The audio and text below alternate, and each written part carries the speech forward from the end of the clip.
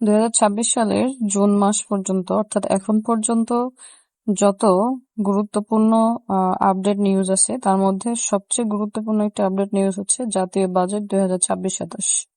অর্থাৎ এটি bank, BCS এবং এনটিএসসি সকল চাকরি পরীক্ষার জন্যই খুবই গুরুত্বপূর্ণ।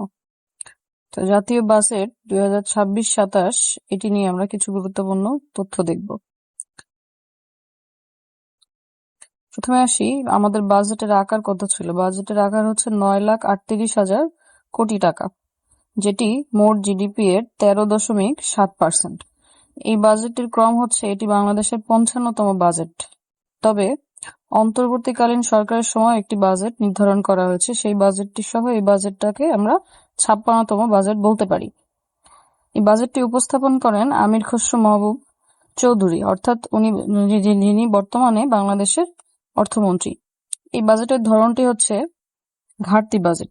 ঘাটতি বাজেট বলার কারণ হচ্ছে যে আমরা আমাদের ব্যয়সীমা অনুযায়ী একটা বাজেট নির্ধারণ করেছি, তবে ব্যয়সীমা এবং আমাদের বর্তমান যে অর্থনৈতিক স্বাবলম্বন রয়েছে সেখান থেকে বাজেটের যখন কমতি থাকে, অর্থাৎ সেই টাকা আমাদের ঘাটতি থেকে যায়, সেটাকে ঘাটতি বাজেট বলা হয়ে থাকে। অর্থাৎ আমাদের যে মোট বাজেটটা এখানে ছিল, এই পুরো টাকাটা আমাদের সরকারের তহবিলে বর্তমানে নেই।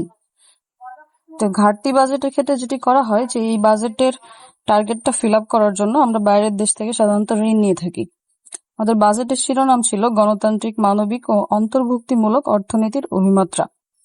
বাজেট ঘোষণা করা হয় 11 জুন 2026 এবং বাজেটটি পাশ করা হয় 30 জুন 2026 এবং বাজেটটি কার্যকর করা হয় 1 জুলাই বা 1 জুলাই 2026 থেকে। অর্থ বছর ধরা হয় হচ্ছে 1 জুলাই থেকে 30 জুন, অর্থাৎ এটা প্রতি বছরের বাজেটের একটা অর্থ বছরের সময়সীমা।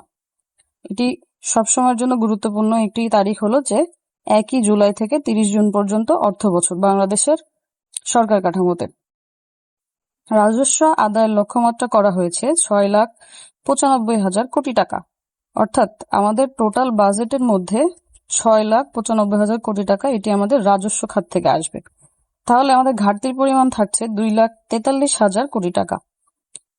এই যে বাজেটটি আছে, এই বাজেটটিতে জিডিপির প্রবৃদ্ধির লক্ষ্যমাত্রা হচ্ছে 6.5% এবং মুদ্রাস্ফীতির হারের লক্ষ্যমাত্রা হচ্ছে 7.5%।